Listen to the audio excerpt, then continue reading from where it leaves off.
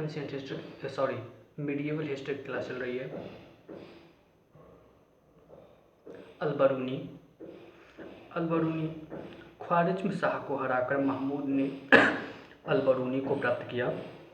अलबरूनी महमूद के साथ 1018 से 19 में भारत आया। तत्कालीन भारत के बारे में इसने अपनी रचना किताब उल हिंद तहकीक-ए-हिंद में विस्तृत वर्णन किया है। किताब उल हिंद एक विस्तृत ग्रंथ है जो धर्म, दर्शन, त्योहार, खगोल विज्ञान, रीति रिवाज तथा प्रथाओं, सामाजिक जीवन, भारतौल तथा मापन विधियों, मूर्तिकला, कानून, मापतंत्र विज्ञान आदि 80 अध्यायों में विभक्त है। अपने वर्णनों में उसने भगवद गीता, वेद, पुराण, पतंजलि के ग्रंथ व मनुस्मृति को उद्धृत किया है। उसने इस पुस्तक में भारतीय समाज में व्याप्त 4 वर्णों वाली जाति प्रथा तथा उसके उद्भव का भी उल्लेख किया है। इस ग्रंथ के अनेक अध्यायों को प्रश्न के साथ आरंभ किया गया है, जिनका उत्तर संस्कृतवादी परंपराओं के आधार पर देकर अन्य संस्कृतियों के साथ तुलना की जाती थी। इस पुस्तक को एडवर्ड सी सचाऊ ने अंग्रेजी में Al-Biruni India an account of religion नाम से अनुदित किया है। भारतीय साहित्य के अध्ययन के लिए अलबरूनी ने संस्कृत सीखी और पुराणों को उद्धृत किया। साथ ही उसने ब्रह्म सिद्धांत, बृहत संहिता, सांख्य और योग दर्शन का अध्ययन किया। उसने महमूद के जीवन पर आधारित तारीख-ए-यामनी की रचना भी की। मुइजुद्दीन मोहम्मद गोरी गजनवी और सल्जूक साम्राज्यों के बीच स्थित गौर एक छोटा सा राज्य था जिसके स्वामी महायानी बौद्ध थे। महमूद गजनवी ने इस क्षेत्र का इस्लामीकरण किया।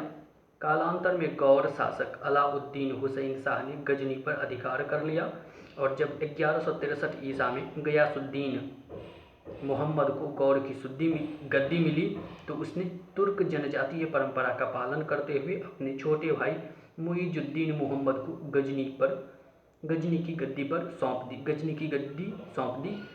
यही मोहम्मद गोरी के नाम से प्रसिद्ध हुआ। भारत पर मोहम्मद गोरी के आक्रमण 1175 ईसा में मोहम्मद गोरी ने मुल्तान पर आक्रमण करके वहां अधिकार कर लिया। 1198 से 79 ईसा में उसने गुजरात के नेहरवाला पर आक्रमण किया, परंतु चालुक्य वंशीय शासक मूलराज के भाई भीम द्वितीय ने उसे आबू पर्वत के पास बुरी तरह पराजित किया। चालुक्यों ने चौहानों से मदद मांगी थी जो उन्हें नहीं मिली। 1185 ईसा में गोरी ने सियालकोट पर आक्रमण किया तथा 1186 ईसा में लाहौर के मलिक खुसरो को हराकर पंजाब पर अधिकार कर लिया। तराइन के युद्ध गुजरात में परास्त होने के पश्चात गोरी ने पंजाब के रास्ते भारत में प्रवेश करने का प्रयास किया। परिणाम स्वरूप अजमेर के चौहान शासक पृथ्वीराज तृतीय राय पिथौरा जिसका सामना 1191 ईसा में भटिंडा के निकट तराइन के मैदान में हुआ, जिसमें उसकी बुरी तरह पराजय हुई, जिसे तराइन का प्रथम युद्ध कहा जाता है। इसके बाद मुइजुद्दीन ने पूरी तैयारी के साथ 1192 ईसा में पुनः आक्रमण किया। इस बार तराइन के मैदान में पृथ्वीराज पूर्णतः परास्त हुआ और संभवतः भाग निकला और सरस्वती सिरसा के पास पकड़ा गया। हसन निजामी कृत ताजुल मासिर में तराइन के युद्ध का उल्लेख है। यह युद्ध भारतीय इतिहास के निर्णायक युद्धों में से एक था। इसने भारत में तुर्क सत्ता की नींव डाली। इस युद्ध में राजपूतों को भारी नुकसान हुआ। पृथ्वीराज का अधीनस्थ गोविंदराय तोमर युद्ध में ही मारा गया। पृथ्वीराज को अधीनस्थ शासक के रूप में अजमेर पर शासन करने दिया गया, जैसा कि तत्कालीन इतिहासकार हसन निजामी ने लिखा है। इसकी पुष्टि इससे भी होती है कि पृथ्वीराज के कुछ सिक्कों पर श्री मोहम्मद शाम लिखा मिलता है। हालांकि एक समकालीन इतिहासकार मिनहाज उस सिराज के अनुसार पृथ्वीराज की तत्काल ही हत्या कर दी गई। मोहम्मद गोरी के सिक्कों पर एक ओर कलमा और दूसरी ओर लक्ष्मी की आकृति खुदी थी। अन्य शासकों से संघर्ष 1194 ईसा में मुइजुद्दीन मोहम्मद गोरी ने पुनः आक्रमण करके उत्तर भारत के सर्वाधिक शक्तिशाली माने जाने वाले कन्नौज के गहरवाल वंशीय शासक जयचंद को इटावा के निकट चंदावर में पराजित किया और 1198 ईसा में कन्नौज पूर्णतः तुर्क नियंत्रण में आ गया। शीघ्र तुर्क सत्ता लगभग समूचे उत्तर भारत में प्रभावी हो गई। मुइजुद्दीन मोहम्मद गोरी ने अपने दास कुतुबुद्दीन कुतुबुद्दीन ऐबक को भारत में अपना प्रतिनिधि बनाया। ऐबक ने कोहराम को अपना मुख्यालय बनाया। राजपूतों ने विद्रोह करके तुर्क सत्ता को उखाड़ने का प्रयास किया, किंतु ऐबक ने इनको दबा दिया। उदाहरण के लिए पृथ्वीराज तृतीय के भाई हरिराम ने 1193 ईसा में तथा मेढ़ राजपूतों ने अजमेर में विद्रोह किया। 1206 ईसा में खोखरों ने मोहम्मद गोरी की हत्या कर दी। गोरी की सफलता के कारण भारतीय शासक तुर्क आक्रमणकारियों से पराजित होते रहे। इसका प्रमुख कारण संसाधनों की कमी नहीं बल्कि भारतीय सेनाओं का हीन संगठन था। तुर्क सेनाएं अधिक केंद्रीकृत थीं तथा केंद्रीय नेतृत्व द्वारा संचालित होने की अभ्यस्त थीं। दूसरी तरफ भारतीय सेनाएं सामंतों द्वारा जुटाई गई सेनाओं के झुंड समान थी। भारतीय सेना का एक अन्य नकारात्मक पक्ष यह था कि भारतीय सेना हाथियों पर अत्यधिक निर्भर थी। वहीं दूसरी तरफ तुर्क विश्व के श्रेष्ठतम घुड़सवार थे। घोड़ों के उत्तम उपयोग से तुर्क सेनाओं में गतिशीलता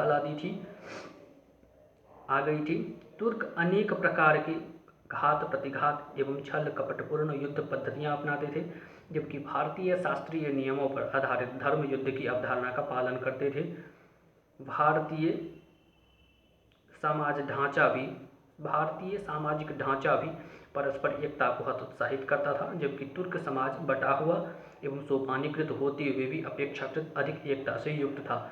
तुर्क हाल ही में मुसलमान बने थे, इससे उनमें उत्साह की भावना अधिक थी। इस्लाम में गाजी भावना तथा युद्ध करना प्रशंसनीय माना जाता था। भारत की अपार धन संपदा को लूटने की इच्छा ने बर्बर तुर्क आक्रमणकारियों को भारत विजय की प्रेरणा दी। बौद्ध धर्म के पतन के पश्चात भारत का मध्य एशिया से संपर्क समाप्त हो गया तथा उक्त क्षेत्र में होने वाले परिवर्तनों से भारतीय अनभिज्ञ रहे। इनका भी भारतीयों को नुकसान ही हुआ। भारत में मोहम्मद गोरी की सफलता के उपरोक्त कारण तो थे ही, साथ ही उसका स्वयं का व्यक्तित्व तथा निरंतर आक्रमण करके भारत में अपना साम्राज्य विस्तार करने के प्रयास ने भी उसकी सफलता सुनिश्चित की। वह गुजरात एवं तराइन के प्रथम युद्ध में असफल रहा, परंतु उसने हार नहीं मानी और निरंतर प्रयास द्वारा भारत में तुर्क सत्ता स्थापित करने में सफल हुआ। गोरी के आक्रमण के परिणाम मोहम्मद गोरी के आक्रमण के उद्देश्य को मोहम्मद बिन कासिम तथा महमूद गजनवी के उद्देश्यों से जोड़कर देखा जा सकता है, परंतु मोहम्मद गोरी के आक्रमण के प्रभाव ज़्यादा स्थायी साबित हुए। मोहम्मद गोरी ने भारत में नए राज्यों की स्थापना का मार्ग प्रशस्त किया, अतः इसके आक्रमण से गुलाम वंश की स्थापना हुई। इसके सामाजिक, आर्थिक, राजनीतिक तथा धार्मिक प्रभाव व्यापक रूप से सामने आए। भारत में इंडो इस्लामिक कला तथा संस्कृति का विकास होने लगा।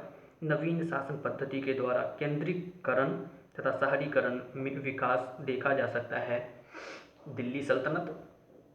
दिल्ली सल्तनत की स्थापना तुर्क आक्रमणों का परिणाम थी। मोहम्मद गोरी के सिपहसालार कुतुबुद्दीन ऐबक ने इसकी स्थापना की थी, जिस पर आने वाले समय में गुलाम, खिलजी, तुगलक, सैयद एवं लोदी वंश के सुल्तानों ने शासन किया। गुलाम वंश 1206 से 90 ईसा। दिल्ली सल्तनत पर शासन करने वाले प्रारंभिक सुल्तान गुलाम वंश के थे। इसे गुलाम वंश कहने का प्रमुख तर्क यह है कि इस वंश के श्रेष्ठ 3 शासक कुतुबुद्दीन ऐबक, इल्तुतमिश और बलबन गुलाम थे। इसे मामलुक वंश या दास वंश भी कहा जाता है। कुतुबुद्दीन ऐबक 1206 से 10 ईसा। 1206 ईसा में मोहम्मद गोरी की मृत्यु के बाद उसका दास और भारतीय क्षेत्रों का उसका प्रतिनिधि वली अहमद कुतुबुद्दीन ऐबक लाहौर में गद्दीसीन हुआ तथा उसने लाहौर को ही राजधानी बनाए रखा। इसे तुर्क सरदारों ने सत्ता संभालने के लिए आमंत्रित किया था। ऐबक को गोरी के उत्तराधिकारी गजनी के शासक महमूद ने दास्य मुक्ति पत्र और छत्र देकर सुल्तान के रूप में इसकी स्थिति को मान्यता प्रदान कर दी और इस प्रकार भारतीय तुर्क क्षेत्रों पर गजनी का दावा कानूनी रूप से समाप्त हो गया। सिंहासनारोहण के समय ऐबक ने सुल्तान की उपाधि ग्रहण नहीं की एवं मलिक एवं सिपहसालार की उपाधि से ही संतुष्ट रहा। कुतुबुद्दीन ऐबक ने कुतुबुद्दीन बख्तियार काकी को समर्पित कुतुब मीनार का निर्माण प्रारंभ करवाया। उसने दिल्ली में कुव्वत उल इस्लाम मस्जिद तथा अजमेर में 2.5 दिन का झोपड़ा मस्जिद का भी निर्माण करवाया। कुरान के अध्यायों का सुरीले स्वर में उच्चारण करने के कारण ऐबक को कुरान खां कहा जाता था। अपनी उदारता के कारण इसे लाख बख्श कहा जाता था। ऐबक साहित्य का भी महान संरक्षक था। उसने ताजुल मासिर के लेखक हसन निजामी तथा अदाब उल हर्ब और अल-हुजाता के लेखक फ़क्र ए मुदब्बिर को संरक्षण प्रदान किया। इसकी मृत्यु 1210 ईसा में चौगान पोलो खेलते समय घोड़े से गिरकर लाहौर में हो गई। इल्तुतमिश 1210 से 36 ईसा। कुतुबुद्दीन ऐबक की मृत्यु के बाद आराम शाह दिल्ली सल्तनत का शासक बना, परंतु बदायूं का इक़्तिदार इल्तुतमिश आराम शाह को अपदस्थ कर सुल्तान बना। इल्तुतमिश को गजनी के शासक यलदूज से दास्य मुक्ति पत्र प्राप्त हुआ। इसने दिल्ली को राजनैतिक, प्रशासनिक और सांस्कृतिक केंद्र बनाया तथा सल्तनत को सुदृढ़ता और स्थायित्व प्रदान किया। यही कारण है कि इल्तुतमिश को दिल्ली सल्तनत का वास्तविक संस्थापक कहा जाता है। प्रारंभिक समस्याएं और समाधान। इल्तुतमिश ने अपने विरोधियों यलदूज और कुबाचा को पराजित किया, मंगोल शासक चंगेज के आक्रमण को अपनी सूझबूझ से टाल दिया तथा बंगाल में हिसामुद्दीन खिलजी के विद्रोह का दमन करने के साथ साथ राजपूतों का भी दमन करके साम्राज्य को सशक्त बनाया। रणथंभौर को जीतने वाला प्रथम तुर्क इल्तुतमिश था। इल्तुतमिश ने राज्य के विभिन्न अंगों को व्यवस्थित कर सल्तनत को एक निश्चित स्वरूप दिया। इल्तुतमिश ने सेना को संगठित किया तथा मुद्रा व्यवस्था में भी सुधार किए। इसने चांदी का टंका और तांबे का जीतल प्रचलित किया। शुद्ध अरबी सिक्के चलाने वाला प्रथम तुर्क सुल्तान इल्तुतमिश था, जिसने सिक्कों पर टकसाल का नाम लिखने की परंपरा प्रारंभ की। ग्वालियर विजय के बाद इल्तुतमिश ने सिक्कों पर रजिया का नाम भी लिखवाया। इल्तुतमिश ने भारत में इक्ता प्रणाली की सुव्यवस्थित रूप से शुरुआत की थी। इस प्रणाली का विस्तृत वर्णन सियासत नामक पुस्तक में मिलता है। इल्तुतमिश ने दोआब के आर्थिक महत्व को समझा। वहाँ 2000 तुर्क सैनिक नियुक्त कर उसने तुर्की राज्य के लिए उत्तर भारत में सबसे संपन्न प्रदेश पर आर्थिक व प्रशासनिक नियंत्रण स्थापित किया। व्यवस्थित न्याय प्रणाली के लिए नगरों में काजी तथा अमीर-ए-ताद की नियुक्ति की। उसके शासनकाल में लाल वस्त्र न्याय का प्रतीक माना जाता था। प्रशासन को संगठित करने के उद्देश्य से उसने 40 तुर्क सरदारों के एक गुट चालीसा या तुर्कान-ए-चहलगानी का गठन किया। बर्न इस गुट को चिहलगानी कहता है। कालांतर में ये शक्तिशाली होते गए और इन्होंने अनेक सुल्तानों को बनाया तथा उन्हें अपदस्थ किया। 40 दल में हमेशा 40 ही सदस्य नहीं रहे, इनकी संख्या इससे कम भी रही। भारत में इक्ता प्रणाली की सुव्यवस्थित शुरुआत करने का श्रेय इल्तुतमिश को दिया जाता है। अक्ता या इक्ता अर्थात हस्तांतरणीय लगान अधिन्यास, जहां इक्ता प्राप्तकर्ता को भावी सेवा शर्तों पर लगान का हस्तांतरण किया जाता था। इक्ता पाने वाला व्यक्ति सुल्तान की सेवा के लिए एक निश्चित संख्या में अनेक सैनिक रखता था और राजस्व की वसूली करता था। वह सैनिकों का वेतन और अपना खर्च काट कर बाकी फवाजिल केंद्र सुल्तान को भेज देता था। इक्तादार का स्थानांतरण हो सकता था। इस प्रकार इक्तादार सुल्तान पर पूर्णतः निर्भर हो गए। इक्ता प्रथा ने शासक के हाथों धन का अभूतपूर्व केंद्रीकरण किया और शासकों को विशाल सेनाएं रखने में मदद मिली। सांस्कृतिक योगदान। इल्तुतमिश ने इस्लामी विद्वानों को संरक्षण देकर दिल्ली को सांस्कृतिक रूप से समृद्ध किया। इल्तुतमिश ने ऐबक द्वारा प्रारंभ की गई कुतुब मीनार को पूर्ण करवाया। उसने बदायूं में हौज शमसी और शमसी ईदगाह तथा जोधपुर में अतार्किन दरवाजा बनवाया। इल्तुतमिश ने अपने पुत्र नासिरुद्दीन की कब्र पर सुल्तानगढ़ी नामक मकबरा बनवाया। इसके दरबार में मिनहाज उस सिराज था। मलिक ताजुद्दीन जैसे विद्वान थे। मिनहाज ने नासिरुद्दीन महमूद को समर्पित तबकात ए नासिरी की रचना की है। इल्तुतमिश ने मोहम्मद गोरी की स्मृति में मदरसा ए मुइज्जी तथा अपने पुत्र नासिरुद्दीन की स्मृति में नासिरी मदरसा बनवाया। अपनी सांस्कृतिक उपलब्धियों के कारण समकालीन साहित्य में दिल्ली को हजराती दिल्ली कहा गया है। इल्तुतमिश ने 1229 ईसा में अब्बासी खलीफा से मंसूर स्वीकृति पत्र प्राप्त करके अपने राज्य को वैधता प्रदान की। इल्तुतमिश ने साम्राज्य को सुदृढ़ व संगठित किया। उसके वंशज इसको संरक्षित रखने में असफल रहे। रजिया 1236 से 40 ईसा। रजिया का शासक बनना मध्य युग की एक अत्यंत आश्चर्यजनक परिघटना थी और उसको सत्ता प्राप्त होने का मुख्य कारण इल्तुतमिश द्वारा उसी उत्तराधिकारी नामित करना और जन समर्थन था। जन समर्थन के कारण ही रजिया शाह तुर्कान के पुत्र नुकरुद्दीन फिरोज शाह को अपदस्थ करके गद्दी पा सकी। रजिया ने न्याय के सूचक लाल वस्त्र पहनकर जनता से शाह तुर्कान के विरुद्ध सहायता मांगी थी। मध्यकालीन भारत के इतिहास में यह पहला मौका था जब उत्तराधिकार के प्रश्न पर जनता ने किसी महिला सुल्तान को चुना था। इल्तुतमिश की योग्यतम संतान रजिया ने प्रशासन का पुनर्गठन किया, साम्राज्य में शांति स्थापित की और पर्दा त्याग कर पुरुषों के समान कुबा, कोट, कुलाह, टोपी धारण कर दरबार लगाया। अमीरों को उसका पूर्ण नियंत्रण स्थापित करना रास नहीं आया। गैर तुर्क अमीरों जैसे अबिसिनियाई अमीर मलिक याकूत, जो कि अमीर ए आखुर अस्तबल प्रमुख था, को उच्च पद देकर तुर्क अमीरों के समक्ष एक दल खड़ा करने का रजिया का प्रयास भी तुर्क अमीरों की नाराजगी की वजह थी। सबसे पहले वजीर निजामुल मुल्क जुनैदी ने विद्रोह किया और बाद में कबीर खां अयाज लाहौर और अल्तुनिया तबर हिंद जैसे प्रमुख सरदारों ने भी विद्रोह कर दिया। यद्यपि उसने अल्तुनिया से विवाह करके उसे अपने पक्ष में कर लिया था, फिर भी अंततः कैथल में रजिया मारी गई तथा अमीरों ने बहराम शाह को सुल्तान बना दिया। मिनहाज के अनुसार रजिया के पतन का प्रमुख कारण उसका महिला होना था। रजिया के बाद इल्तुतमिश के वंश के कई निस्तेज शासक गद्दी पर बैठे, जो इस प्रकार हैं: मुइजुद्दीन बहराम शाह 1240 से 42 ईसा, अलाउद्दीन मसूद शाह 1242 से 46 ईसा, नासिरुद्दीन महमूद 1246 से 65 ईसा। ये सभी अमीरों के हाथों की कठपुतली बने रहे। यह काल सत्ता, संघर्ष और षड्यंत्रों से भरा रहा, जहाँ अमीरों के गुट सुल्तानों पर अपना प्रभाव स्थापित करने में लगे रहे। इसी काल में बलबन का उदय हुआ और नासिरुद्दीन महमूद के शासन में वह इतना शक्तिशाली हो गया कि सत्ता वस्तुतः उसी के हाथ में आ गई। बलबन 1265 से 87 ईसा। बलबन इलबारी तुर्क था तथा इल्तुतमिश का दास था। वह चहलगानी 40 अमीरों के दल का हिस्सा था।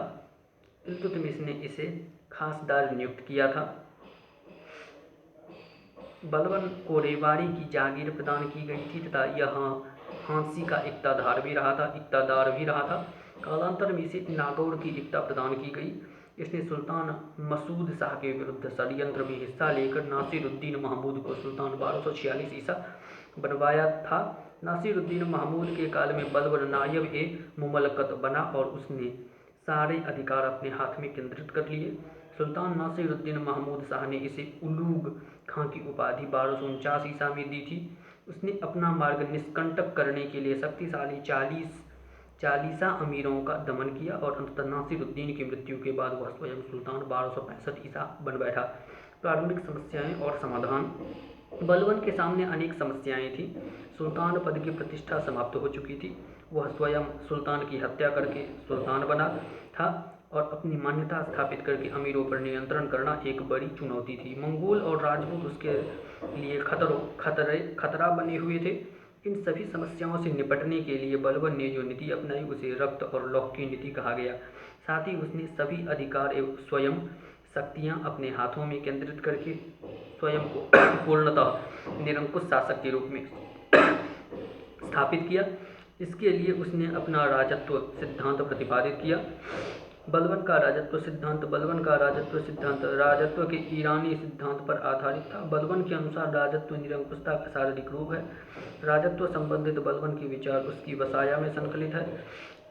इसके अनुसार सुल्तान जिल्लिल्लाह ईश्वर की छाया है। सुल्तान नियावत खुदाई ईश्वर का प्रतिनिधि है। उसका स्थान केवल पैगंबर के बाद है। किसी को सुल्तान की आलोचना करने का अधिकार नहीं है, क्योंकि सुल्तान अपने कार्यों के लिए ईश्वर से प्रेरणा पाता है। अपना और अपने परिवार का सम्मान बढ़ाने के लिए उसने स्वयं को फिरदौसी के शाहनामा के में वर्णित अफरासियाब वंश से संबंधित बताया। अपनी उच्च स्थिति पर बल देने के लिए उसने सुल्तान के समक्ष सिजदा, लेटना और पायबोस पैर चूमना जैसी प्रथाएं शुरू करवाईं। उसने अपना दरबार ईरानी शैली में अत्यंत भव्य बनवाया। दरबार में ईरानी त्योहार नवरोज नववर्ष मनाने की परंपरा प्रारंभ की। उसके दरबार में चरम शालीनता बरती जाती थी। केवल वजीर ही उससे बात कर सकता था। उसने सामान्य लोगों से मिलना, सार्वजनिक तौर पर अपनी भावनाएं प्रकट करना, शराब पीना आदि छोड़ दिया। उसने जनता में शासक के प्रति भय उत्पन्न करने पर बल दिया। उसने पूर्ण निरंकुशता प्राप्त करने के लिए हर उस व्यक्ति की हत्या करवा दी जो उसके लिए संभाव्य खतरा हो सकता था। उदाहरण के लिए भटिंडा का इक्तादार शेर खां, जो कि उसका चचेरा भाई भी था। प्रशासनिक सुधार। बलबन ने न्याय पर अत्यधिक बल देकर जहां एक तरफ जनता का सम्मान पाया, वहीं दूसरी तरफ अमीरों का दमन भी किया, जिसमें तुर्कान ए चहल गानी के सरदार भी शामिल थे। बदायूं के इक़्तादार मलिक बकबक को मृत्युदंड दिया गया क्योंकि उसने अपने नौकर की हत्या की थी। इसी तरह अकबर के अवध के इक़्तादार मलिक हैबत को कोड़े लगाए गए। उसने एक समक्ष गुप्तचर व्यवस्था स्थापित की ताकि उसे साम्राज्य की पूरी खबर रहे। बलबन ने एक शक्तिशाली केंद्रीय सेना रखी और दीवान ए अर्ज सैन्य विभाग का गठन किया। बलबन ने इक़्ता व्यवस्था में सुधार किया और इक़्तादारों को फवाजिल बचा हुआ राजस्व केंद्र को भेजने को मजबूर किया। उसने दिल्ली के कोतवाल फखरुद्दीन की सलाह पर दोआब के विरुद्ध इक़्तादारों को पेंशन देकर सेवा मुक्त करने का विचार टाल दिया। उसने इक़्ता में भ्रष्टाचार रोकने के लिए ख्वाजा नायब दीवान नामक अधिकारी नियुक्त किया जो राजस्व प्रशासन का प्रभारी था। इस प्रकार उसने राज्य के विभिन्न पक्षों में सुधार करके सल्तनत को मजबूती प्रदान की। सल्तनत का सुदृढ़ीकरण। बलबन ने यद्यपि एक विशाल सेना रखी परंतु वह साम्राज्य का विस्तार नहीं कर पाया। इसका मुख्य कारण मंगोल खतरा था। बलबन मंगोलों को व्यास नदी के समानांतर मुल्तान दीपालपुर लाहौर रेखा पर रोके रखने में अवश्य सफल रहा। मंगोलों के साथ एक झड़प में उसका ज्येष्ठ पुत्र और उत्तराधिकारी शाहजादा मोहम्मद मारा गया। प्रसिद्ध कवि और अमीर खुसरो को शाहजादा मोहम्मद का संरक्षण प्राप्त था। बलबन ने दिल्ली के आसपास मेवात क्षेत्र में मेवातियों का कठोरता से दमन किया और दिल्ली को अनेक आतंकों से सुरक्षित रखने हेतु 4 दिशाओं में 4 किले बनवाए। उसने कटेहर, दोआब एवं अवध के राजपूतों का दमन किया और उन क्षेत्रों में अफगानों को बसाया। बंगाल में बलबन के दास युजबेक अरसल खान ने विद्रोह किया था परंतु उसको दबा दिया गया। बलबन ने सल्तनतों को हर तरह से सुदृढ़ करने का प्रयास किया। यद्यपि उसने तुर्क कुलीन तंत्र का संरक्षण बनने का प्रयास किया। कुलीन तंत्रों को वरीयता देते हुए योग्यता को हतोत्साहित किया तथा भारतीयों और तुर्कों के निरंतर बढ़ते मेल जोल में बाधा डाली। उसकी मृत्यु 1287 ईसा पर लोग बहुत दुखी हुए। बलबन ने अपने पुत्र कैखुसरो को अपना उत्तराधिकारी नियुक्त किया परंतु दिल्ली के कोतवाल फखरुद्दीन के षड्यंत्र के कारण कैकू बाद गद्दी पर बैठा। इसकी अयोग्यता तथा तत्कालीन अस्थिर परिस्थितियों का लाभ उठाकर जलालुद्दीन खिलजी ने सत्ता पर अधिकार कर 1290 ईसा अधिकार कर लिया। गुलाम वंश के शासक 1286 ईसा प्रथम कुतुबुद्दीन ऐबक 1286 ईसा द्वितीय, दूसरा रामशाह 1210 ईसा, तीसरा इल्तुतमिश 1210 से 36 ईसा, चौथा नुकरुद्दीन फिरोज शाह 1236 ईसा, पाँचवा रजिया 1236 से 40 ईसा, छह मुइजुद्दीन बहराम शाह 1240 से 42 ईसा, सात अलाउद्दीन मसूद शाह 1242 से 46 ईसा, आठ नासिरुद्दीन महमूद 1246 से 65 ईसा, 9 गयासुद्दीन बलबन 1265 से 87 ईसा, 10 कैकूबाद 1287 से 90 ईसा, 11 कयूमर्स 1190 ईसा,